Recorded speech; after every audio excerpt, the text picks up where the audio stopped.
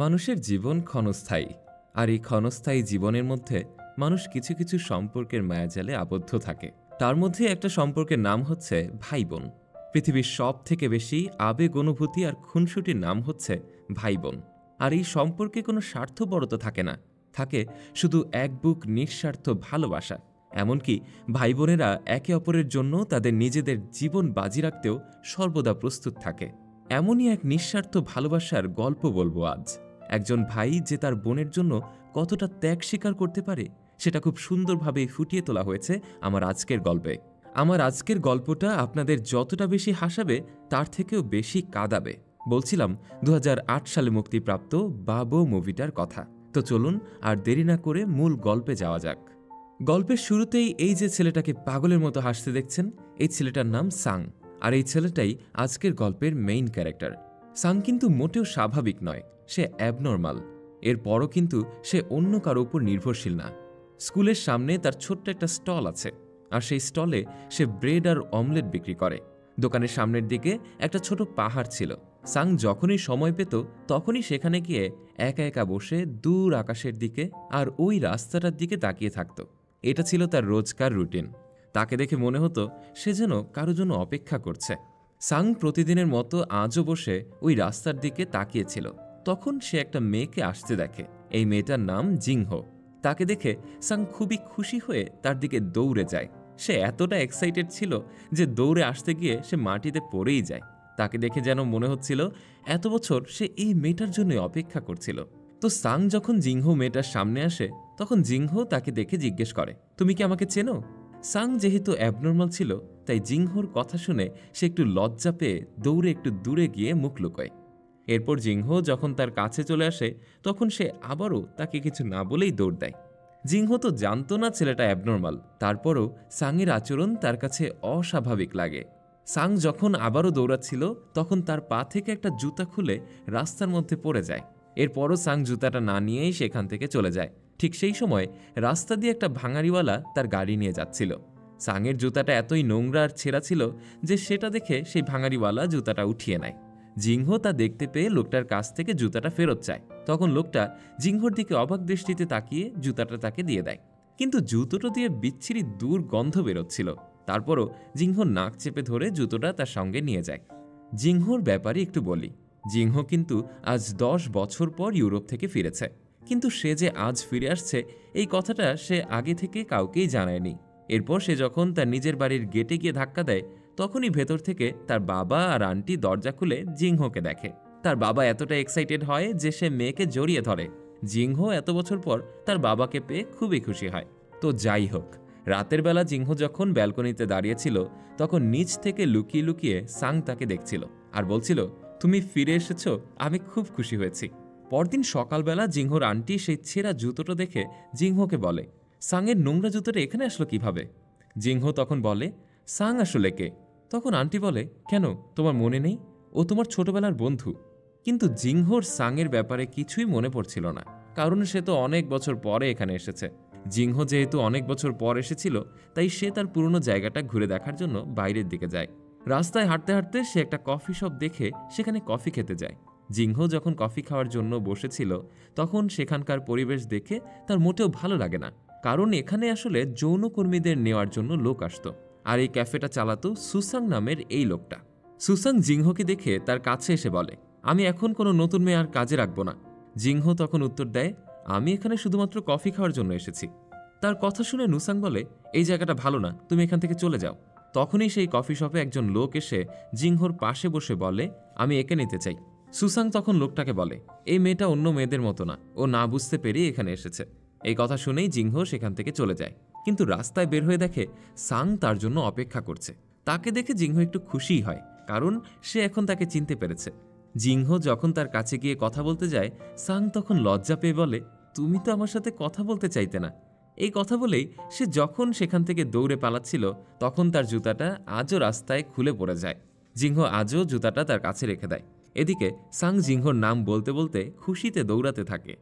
এরপর আমাদেরকে ফ্ল্যাশব্যাকে দেখানো হয় ছোটবেলায় জিংহো পিয়ানো বাজাতে খুব পছন্দ করত, তাই সে স্কুলে পিয়ানো প্র্যাকটিস করত। কিন্তু একদিন হঠাৎ করেই তার পিয়ানোতে আগুন লেগে যায়। আর এই সম্পর্কে টিচার সব বাচ্চাদেরকে জিজ্ঞেস করলে বাচ্চারা বলে লাস্টে তারা সাংকেই ওই পিয়ানোর ক্লাসরুম থেকে বের হতে দেখেছে। এই কথা শুনে সবাই ভাবে সাংই হয়তো পিয়ানোতে আগুন লাগিয়েছে, আর এই কারণে সাংয়ের মাকে স্কুলে ডাকা হয়। তার মা সবকিছু শুনে বলে সাং কখনোই এই কাজ করতে পারে না, কারণ আমার ছেলে আমাকে বলেছে সেই কাজটা করেনি, আর আমার ছেলে কখনো মিথ্যা কথা বলে না। কিন্তু বাকি অভিভাবক আর টিচারদের সাংয়ের মায়ের কথা বিশ্বাসই হয় না, তাই সাংকে সেই স্কুল থেকে বের করে দেওয়া হয়। সেদিন একমাত্র সাংয়ের মাই তাকে বিশ্বাস করেছিল। এরপর আমাদেরকে বর্তমান দেখানো হয়। সাংয়ের মা আজ আর বেঁচে নেই, তাই সাং এই পাহাড়টার উপরে এসে আকাশের দিকে তাকিয়ে থাকে। সে ভাবে তার মা ওই দূর আকাশের তারা হয়ে গেছে, আর পাহাড়ের উপর উঠলে আকাশটা তার কাছে অনেক কাছে মনে হয়। আজ যখন সে পাহাড়ের উপরে বসে ওই দূর আকাশটার দিকে তাকিয়ে তার মায়ের কথা ভাবছিল, তখনই সেখানে সুসাং আসে। সুসাংও আসলে তার ছোটবেলার বন্ধু।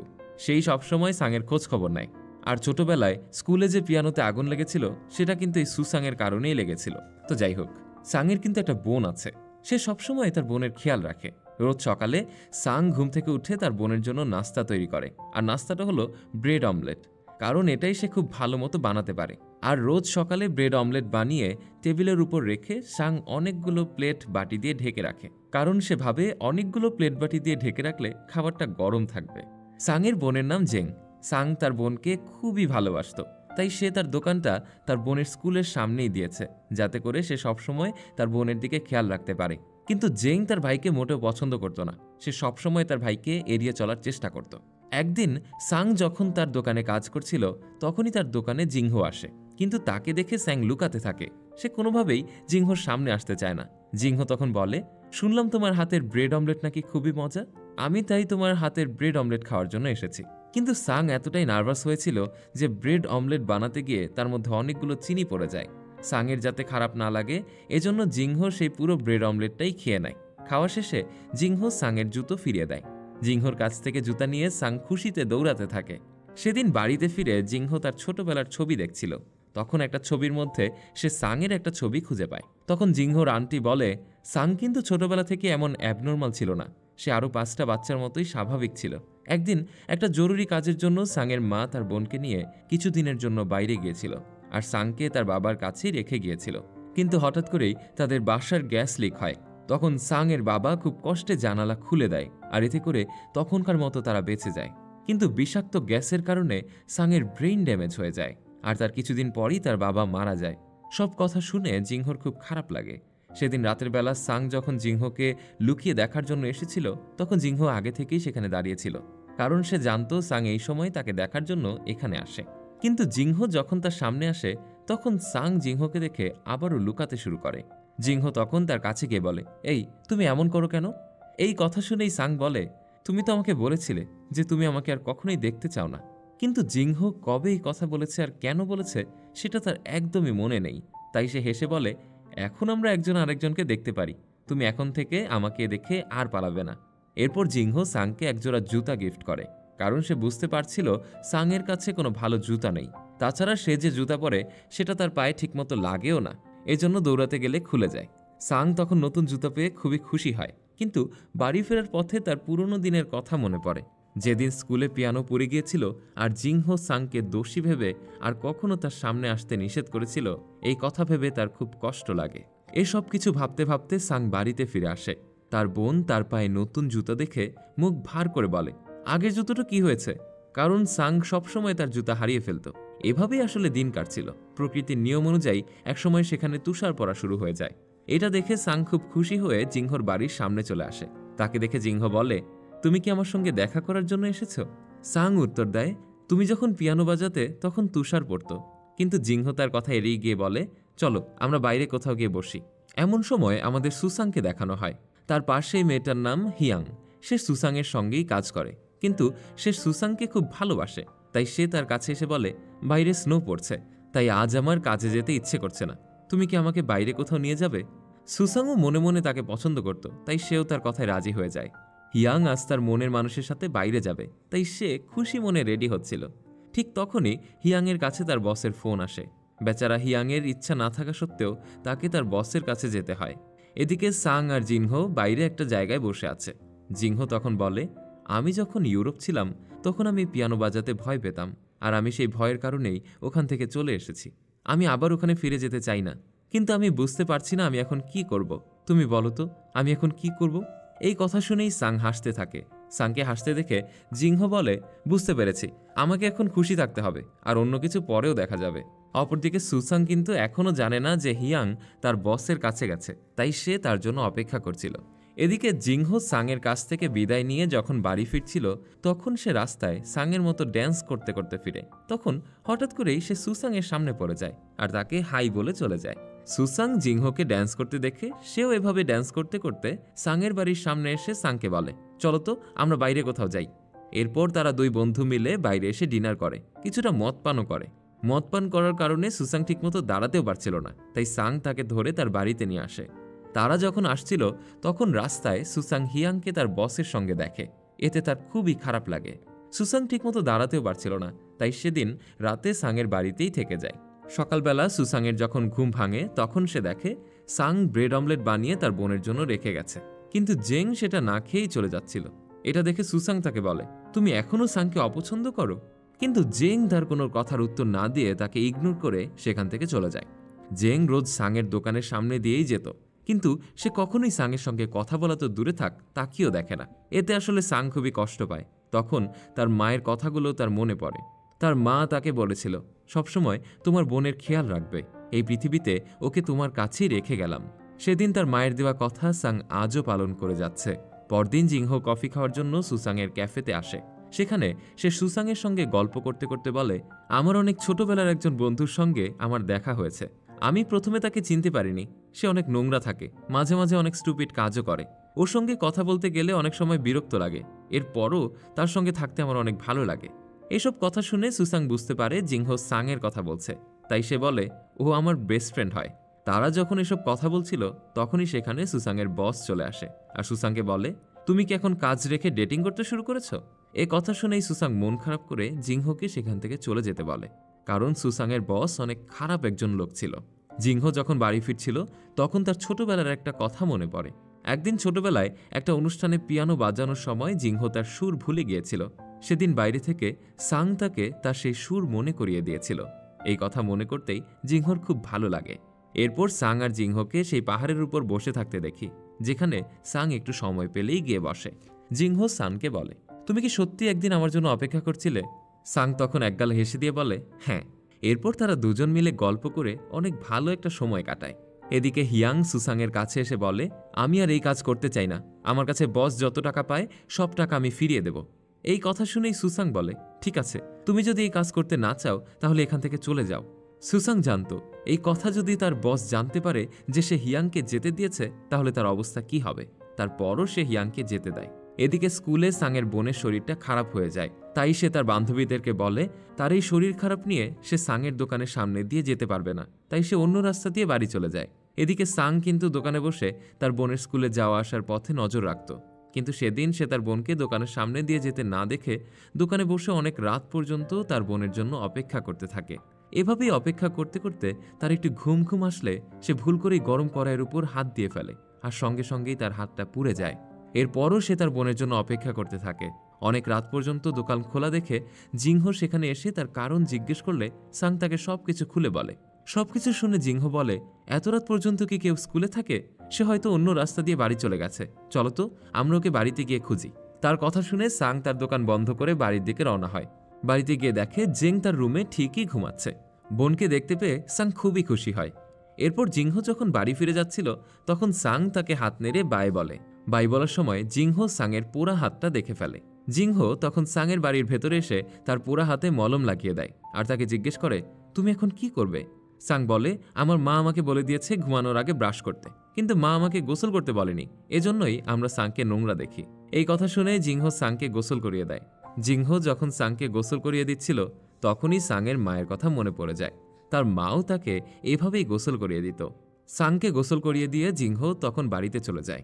পরদিন সকালবেলা সাং যখন তার দোকানে ব্রেড অমলেট বিক্রি করছিল তখনই সেখানে জেংয়ের কিছু বান্ধবীরা এসে ব্রেড অমলেট খাচ্ছিল আর বলছিল, আমরা যাওয়ার সময় জেংয়ের জন্য একটা ব্রেড অমলেট নিয়ে যাব, কারণ ইদানিং তার শরীরটা ভালো যাচ্ছে না। এই কথা শুনে সাং অবাক হয়ে যায়, কারণ তার বোনের শরীর খারাপের ব্যাপারে সে তো কিছুই জানতো না। তার মা তাকে বলে দিয়েছিল, কখনো তোমার বোনের শরীর খারাপ হতে দিও না, তাই সাং আর দেরি না করে পাগলের মতো তার বোনের স্কুলের দিকে দৌড়াতে থাকে। সাং জেংয়ের ক্লাসরুমে গিয়ে দেখে জেং এতটাই অসুস্থ যে সে বেঞ্চ থেকে তার মাথা তুলতে পারছে না। তাই সাং তখন তার বোনকে কাঁধে তুলে হাসপাতালের দিকে নিয়ে যায়, কারণ তার মাও এভাবেই মারা গিয়েছিল। ডাক্তার তাকে বলে, তুমি বাইরে গিয়ে অপেক্ষা করো, আমরা ওর কিছু টেস্ট করব, চিন্তা করো না, আশা করি ও ঠিক হয়ে যাবে। এদিকে সুসাং সাংয়ের দোকানে এসে দেখে তাদের আরেক বন্ধু সাংয়ের দোকান সামলাচ্ছে। সাং দোকানে নেই। সুসাং তার কাছে জানতে পারে সাংয়ের বোন হঠাৎ অসুস্থ হয়ে পড়ায় সে তার বোনকে নিয়ে হসপিটালে গিয়েছে। এই কথা শুনে সুসাং হসপিটালে ছুটে আসে। সেখানে এসেই সাংকে বলে, তুমি এবার একটু বাড়িতে গিয়ে বিশ্রাম নিয়ে এসো, আমি এখানে জেংয়ের খেয়াল রাখবো। কিন্তু সাং তার কথা না শুনে বারবার বলতে থাকে, জেংয়ের খেয়াল রাখতে হবে, জেংয়ের খেয়াল রাখতে হবে। তার কথা শুনে সুসাং তার কাছে প্রমিস করে যে সেও সবসময় জেংয়ের খেয়াল রাখবে। রাতের বেলা জিংহো সাংয়ের সঙ্গে দেখা করতে আসে। জিংহো তাকে বলে, তুমি এখানে বসে না থেকে তোমার বোনের কাছে যাচ্ছ না কেন? সাং বলে, জেং আমাকে পছন্দ করে না, তাই আমি ভেতরে গিয়ে ওকে বিরক্ত করতে চাই না। এদিকে হিয়াং আর সুসাং একটা ক্যাফেতে দেখা করতে এসেছে। কথা বলতে বলতেই তারা দুজন দুজনের হাত ধরে। তখনই সেখানে তাদের বস চলে আসে। তাদেরকে এমন হাত ধরাধরি করে বসে থাকতে দেখে বস বলে, ও তাহলে আমার আড়ালে এসব চলছে? এই কথা বলেই হিয়াংকে জোর করে সেখান থেকে উঠিয়ে নিয়ে যেতে চায় আর বলে, যতদিন তুই আমার টাকা পরিশোধ করতে না পারবি ততদিন আমার কাছেই তোকে কাজ করতে হবে। সিয়াং এসব আর সহ্য করতে পারছিল না, তাই সে তার বসকে মারতে শুরু করে আর বলে, বাঁচতে চাইলে ওর পিছু ছেড়ে দে।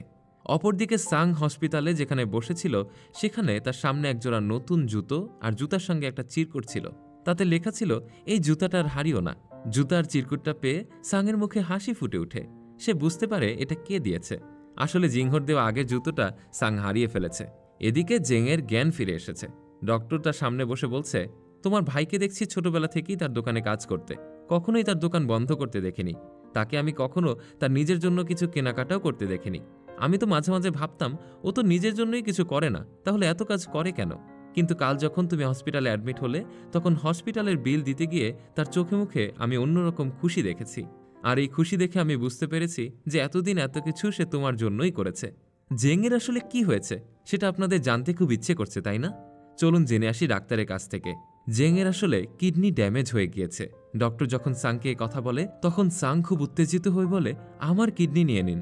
কিন্তু ডক্টর তাকে বলে, তোমার কিডনি ম্যাচ হচ্ছে না, তুমি এত চিন্তা করো না, কোনো না কোনো পথ অবশ্যই বের হয়ে যাবে। এদিকে হিয়াং তার কাছে থাকা কিছু টাকা নিয়ে বসের সঙ্গে দেখা করতে আসে। টাকাগুলো বসের কাছে দিয়ে বলে, আমি আপনার টাকা পরিশোধ করে দেব, দয়া করে আপনি সুসাংকে কিছু বলবেন না। বস তখন তার পকেট থেকে হিয়াংয়ের একটা ছবি বের করে বলে, আমি তোমাকে খুব পছন্দ করি। হিয়াং তখন খুবই রেগে গিয়ে বলে, যদি তুমি আমাকে পছন্দই করো তাহলে তুমি আমার সঙ্গে এমন ব্যবহার করতে পারতে না। এই কথা বলে হিয়াং সেখান থেকে চলে যায়। অপরদিকে সুসাং যখন হসপিটালে এসে জানতে পারে জ্যাংয়ের কিডনি ম্যাচ হচ্ছে না, তখন সে তার নিজের কিডনি ম্যাচ করানোর জন্য পরীক্ষা করে, আর এখানেই তার কিডনি ম্যাচ হয়ে যায়। এই কথা জানতে পেরে সাং খুশিতে নাচতে থাকে। সে এত বেশি খুশি হয়ে যায় যে সে সুসাংকে ধন্যবাদ দিতেই ভুলে যায়।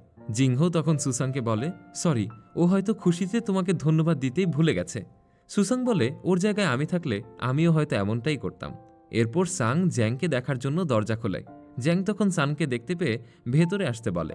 সাংয়ের হাতে ব্যান্ডেজ দেখে জেং কি হয়েছে জানতে চায়, আর জানতে পেরে জেং খুব মন খারাপ করে বলে, আগে নিজেই নিজের প্রতি যত্ন নেওয়া শেখো। তুমি নিজের খেয়াল ঠিকমতো রাখতে পারো না, কিন্তু আমার খেয়াল এত ভালোভাবে কিভাবে রাখো? জেং যখন এসব কথা তার ভাইকে বলছিল তখন সে আসলে কাঁদছিল। আসলে সেও তার ভাইকে খুবই ভালোবাসে, কিন্তু সে কখনোই তা প্রকাশ করত না। পরদিন রাতের বেলা জেংয়ের অপারেশন ছিল, তাই সাং মনে করে তার বোনের জন্য মায়ের দোয়া খুবই দরকার।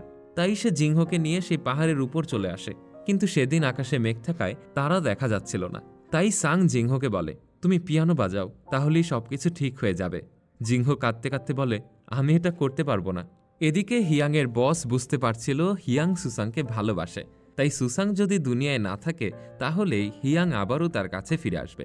এজন্য সে তার লোকদের পাঠায় সুসাংকে মেরে ফেলতে। অপরদিকে হিয়াং সুসাংকে খুঁজে বেড়াচ্ছিল। তখন সাংকে দেখে সুসাং কোথায় তা জিজ্ঞেস করে। সুসাং হসপিটালে আছে বললে হিয়াং দৌড়ে তার সাথে দেখা করতে যায়। এদিকে বসের লোকজন হিয়াংকে সাংয়ের সঙ্গে কথা বলতে দেখে তার কাছে এসে জিজ্ঞেস করে, তুমি কি সুসাং? তাদের দেখে সাং বুঝতে পারে এরা হয়তো সুসাংকে মারার জন্য এসেছে, আর সুসাংকে যদি এরা মেরে ফেলে তাহলে তার বোনের কিডনির অপারেশন হবে না, আর কিডনির অপারেশন না হলে তার বোনও বাঁচতে পারবে না। তাই সে বলে, আমিই সুসাং। এই কথা শুনে তারা সাংকে খুব মারতে থাকে। সাংয়ের মাথা দিয়ে অঝরে রক্ত পড়ছিল। এরপরও সে জিংহোর বাড়ির সামনে গিয়ে পড়ে যায় আর সে তার পকেট থেকে তার বোনের একটা ছবি বের করে বারবার বলতে থাকে, আমার বোনের খেয়াল রাখতে হবে, আমার বোনের খেয়াল রাখতে হবে। অপরদিকে জিংহোর রাতের বেলা অনেক খারাপ লাগছিল। সে পিয়ানোর সামনে বসে কাঁদতে থাকে আর ভাবতে থাকে সে কি সাংয়ের জন্য একবার পিয়ানো বাজাতে পারবে না। তখনই সে তার সব মনের ভয় দূর করে সাংয়ের জন্য পিয়ানো বাজাতে শুরু করে। জিংহোর পিয়ানো শব্দ শুনেই সাংয়ের ছোটবেলার কথা মনে পড়ে যায়। এসব কথা মনে করতে করতেই সাং সেখানেই শেষ নিঃশ্বাস ত্যাগ করে। এর কিছুদিন পর দেখা যায় সাংয়ের বোন বেঁচে গিয়েছে, আর সবকিছু জানতে পেরে সে খুবই কান্না করতে থাকে। সে কাঁদতে কাঁদতে সাংয়ের রুমে এসে তাকে মিস করছিল। তখন সে সিলিংয়ের দিকে তাকিয়ে দেখে সেখানে লেখা আছে ঘুম থেকে উঠে তার বোনের জন্য আগে নাস্তা বানাতে হবে। এসব কিছু দেখে জেং আরও কান্না করতে থাকে। এভাবেই কিছুদিন কেটে যায়। জেং এখন তার ভাইকে আর মনে করে কাঁদে না। তার ভাইয়ের জুতোগুলো সে সাজিয়ে রেখেছে। সে এখন খুশি থাকতে শিখে গিয়েছে। এদিকে সুসাংকে সাংয়ের দোকানে কাজ করতে দেখি, কারণ সে সাংকে কথা দিয়েছিল সে তার বোনকে দেখে রাখবে, তাই সে তার কথা রাখার চেষ্টা করছে। গল্পের শেষের দিকে আমরা জিংহোকে দেখি সে আবারও ইউরোপ চলে গিয়েছে, আর এখানে এসে প্রফেশনালভাবে সে পিয়ানো বাজাচ্ছে, কারণ সাং চেয়েছিল জিংহো যেন ঠিকমতো পিয়ানো বাজায়। আজ সাংয়ের কারণেই সে তার স্বপ্ন পূরণ করতে পেরেছে। আসলে সাং তো অ্যাবনর্মাল ছিল, তারপরও সে সবার স্বপ্ন পূরণ করার চেষ্টা করেছে, আর তার ভালোবাসা দিয়ে সে সবার মন জয় করে নিয়েছে। তো কেমন ছিল আমার আজকের গল্পটা সেটা কিন্তু কমেন্টে জানাতে ভুলবেন না। আর এরকম আরও নতুন নতুন গল্প পেতে আমার চ্যানেলটা সাবস্ক্রাইব করা না থাকলে সাবস্ক্রাইব করার অনুরোধ রইল। আজ এ পর্যন্তই, ফিরে আসবো আবারও কোনো নতুন গল্প নিয়ে। সে পর্যন্ত সবাই ভালো থাকবেন, সুস্থ থাকবেন।